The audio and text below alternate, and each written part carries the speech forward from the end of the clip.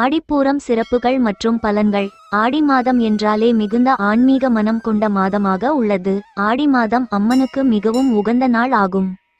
ஒவ்வொரு மாதத்திலும் பூரம் நட்சத்திரம் வந்தாலும் ஆடி மாதத்தில் வரும் பூரம் நட்சத்திரம் மிகவும் சிறப்பு வாய்ந்தது ஆகும். இந்த நாளை ஆடிப்பூரம் என்று பக்தர்கள் கொண்டாடுகின்றனர். ஆடிப்பூரம் எப்போது? இந்த ஆடிப்பூரமான 12 ஆழ்வார்களில் ஒரே பெண் ஆழ்வாரான ஆண்டாளை போற்றும் நாளாக ஆண்டாள் ஜெயந்தியாக கொண்டாடப்படுகிறது. மகாலட்சுமியின் அவதாரமாகவே ஆண்டாள் போற்றப்படுகிறார். அந்த ஆண்டாள் ஆடி மாதத்தின் பூர நட்சத்திரத்திலே அவதரித்ததாக கருதப்படுகிறது. நடப்பாண்டிற்கான ஆடிப்பூரம் வரும் 28ஆம் தேதி கொண்டாடப்படுகிறது. சிவபெருமானுக்கு மிகவும் உகந்த திங்கட்கிழமையில் ஆடிப்பூரம் வருகிறது. ஜூலை 27ஆம் தேதி மாலை 6:55 மணிக்கு பூரம் நட்சத்திரம் பிறக்கிறது. ஒரு நாள் சூரிய உதயத்தின் போது என்ன திதி இருக்கிறதோ அந்த திதியே அந்த நாளில் கணக்கில் கொள்ளப்படும். அதன்படி 28ஆம் தேதி சூரிய உதயத்தில்தான் பூரம் நட்சத்திரம் கணக்கில் வருகிறது. இதனால் ஆடிப்பூரம் வரும் 28ஆம் தேதிதான் கணக்கில் கொள்ளப்படுகிறது.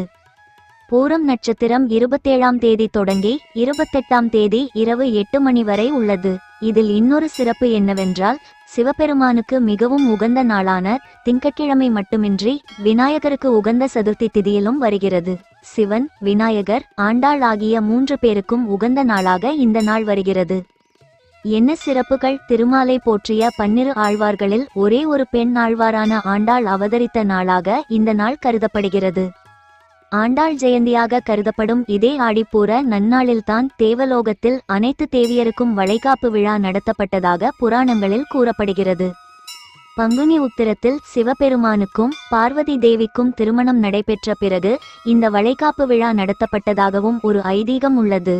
மேலும் இதே நாளில்தான் பார்வதி தேவி பூமியில் தோன்றி பக்தர்களுக்கு அருள்பாலிப்பதாகவும் புராணங்களில் கூறப்படுகிறது. ஆடி மாதமே அம்மனுக்கு மிகவும் உகந்த மாதமாக கொண்டாடப்படும் நிலையில் ஆடிப்பூரம் அம்மனுக்கு மிகவும் உகந்த நன்னாளாக கொண்டாடப்படுகிறது. இந்த நாளில் அனைத்து அம்மன் கோயில்களும் விழா கோலம் பூண்டிருக்கும்.